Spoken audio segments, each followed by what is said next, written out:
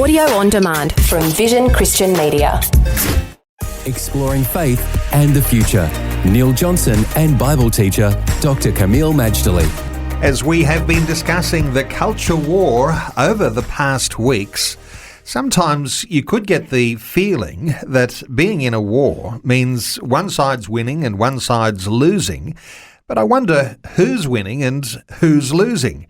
In fact, Kameel, as we talk about a culture war and the differences between conservatives and progressives, you might say that those who fall to a Christian and conservative side look to opportunities to say, how do we thrive in an environment that is really, as we've been saying, a battle? How do you think we should thrive? Well, first of all, Jesus Christ calls his followers to complete victory, not victimhood, not defeat, not sitting out the battle. That's not even an option, Neil. We are called to victory. Now, our victory doesn't have to mean the death and dismemberment of the opponent. There are such things as victories where it's win-win for everyone. In my opinion, the end of the Cold War was precisely that. The end of the Cold War, which rightly is credited to Ronald Reagan, peacefully, not a bullet being fired, it wasn't just a win for the Americans or for NATO. It was a win for everyone. People in Eastern Europe and even the old Soviet Union, they won their freedom and their national independence.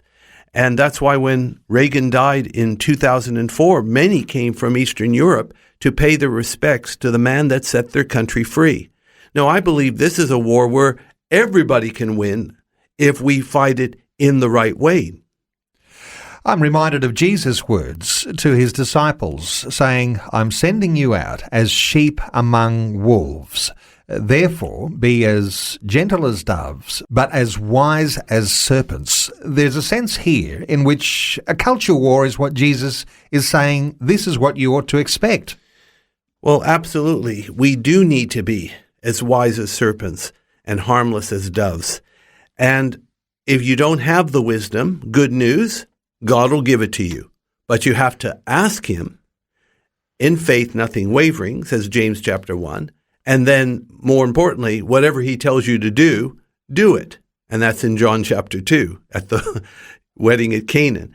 So I believe that it is winnable, but we have to, first of all, recognize there's a war in the first place.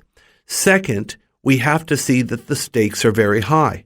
Now, Neil, we haven't had a big discussion on the stakes of the culture war, but I'll just say very frankly, the stakes are so high, it's the survival of Western civilization as we know it. And if we lose the West, we lose the democracy and the freedoms and the institutions that have served us well. And who or what will take its place is actually very horrifying to consider. If we recognize the stakes are high, then we'll be more willing to be mobilized to fight the good fight of faith. And I imagine, Kameel, that if you're not facing guns a-blazing in a physical sense, there is a sense in which we are all able to enter into a battle of ideas, which is what the culture war is. It's a battle of ideas, it's a battle of words, but ultimately it's going to affect us in every area, physically, mentally, spiritually, and so on. We need to understand this. Remember, the sons of Issachar were men who had understanding of the times to know what Israel ought to do. When we understand the nature of the culture war and what is at stake, by the grace of God, he will show us, as the Good Shepherd, exactly what we need to do.